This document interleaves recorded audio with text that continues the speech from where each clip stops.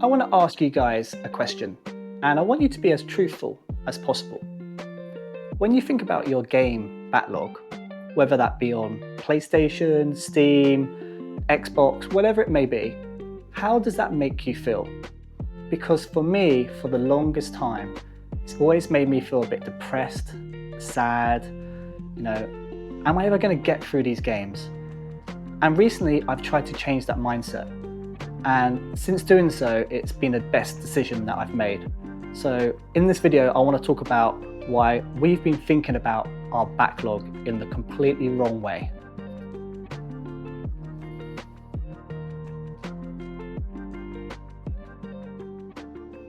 Let's talk about the guilt part of gaming, because we might buy a game day one and don't get around to playing it because life has got in the way. Or we have this game library from Game Pass or PlayStation Plus and you feel like I haven't taken advantage of these games.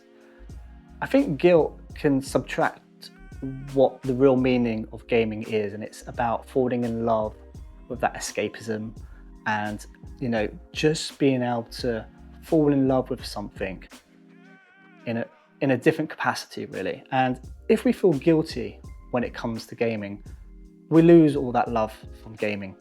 So just appreciate and understand you can be busy, you can let games slide, and your time is precious. And if you decide you don't want to play a game, or you want to wait to play a game, that is completely okay. So the key thing that has changed for me really is to stop thinking about the backlog of games I have as a to-do list. I've started to think about it as a library. So let's take the books that you have on your bookshelf. You might have 50, 100 books on that bookshelf, and you won't have read them all. And you look at that bookshelf and you don't get depressed that you haven't read those books. You feel rich that you have these books that are available to you to read at some point in time when you're ready. So why don't we think about our game library like that? It's the same principle, right? So we have all these games that are available to us for when we are ready to consume those games. So we're all busy, adults, parents, whatever it may be. So let's stop thinking about our games as a to-do list. Let's think about it as a library that is there ready for us to enjoy when we are ready.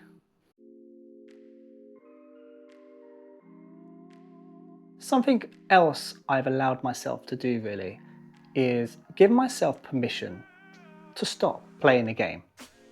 Even if I've started investing 20 hours into a game, my time is limited, as with yours probably. So I'm getting out of that mindset of I've invested 20 hours into this game, I have to conclude it, I have to play the full 100 hours to get to the title sequence, to complete it, to feel like I've got my money's worth or I have achieved something. My mindset is, why waste that additional 80 hours, 60 hours on a game I am not enjoying? It's not giving me that love and escapism that I want and need from gaming. Whereas I could invest that 60, 80 hours into another game, and it might not be a game I've just purchased. It could be a game sitting in my backlog. So it could be on Game Pass, PlayStation Plus, a hidden gem essentially. And I had that recently with Persona 5.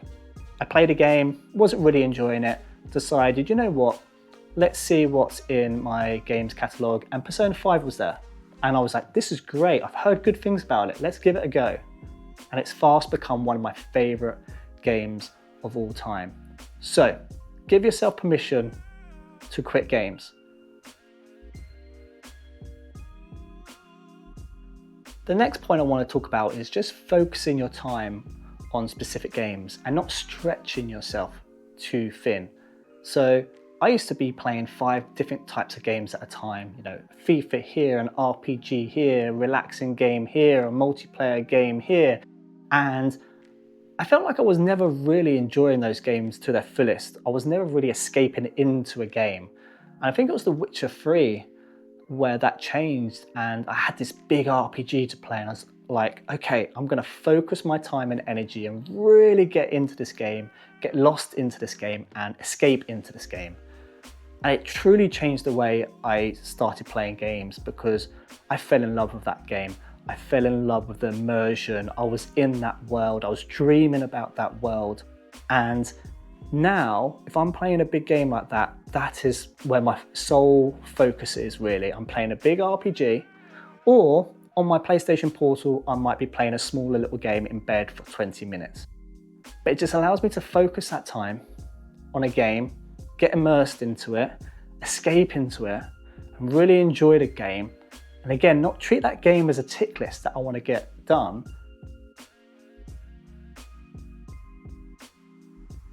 I want to finish off on something that ties this all together really, and I've actually touched upon this in my last video, but it's okay to be behind and not play the latest games. So by playing a backlog of games or something on Game Pass that's been out for a while, you get to experience that game to its full potential. So the DLC that's come out for it, the patches, the improvements, everything has already happened to improve that game, and you're getting that full experience of that game. So treat your backlog, your library of games, as this top tier, complete, optimal list of games that are there available for you to consume and enjoy and escape to.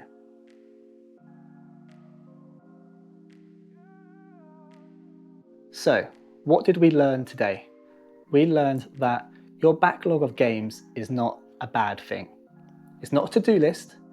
It's a rich library of opportunities for you to go and play some great games at your own pace, at your own time, and really just escape and fall in love with stories that you may have never played and would have never played if you didn't give it the time. So my challenge to you is to look at your backlog of games, pick a game that has piqued your interest for a long time but you haven't got round to playing because you've always prioritized brand new games coming out, and give it a go. And let me know if you enjoyed it or you didn't enjoy it, or what the experience was like playing that game years, months, whatever after its release. So I'm going to leave it at that. If you enjoyed the video, please give it a like. And then I'm going to leave a video at the end, which again is not my video, but I like to follow on with related videos that make sense considering what we've discussed today. And this video is by another creator, and it talks about how it's okay to stop playing games if you're not enjoying it, essentially. I found it really interesting. Obviously I discussed that briefly in this video, but he delves into it a lot more. And it's a great watch, so I'd recommend it. So thank you again, and I'll see you on the next one.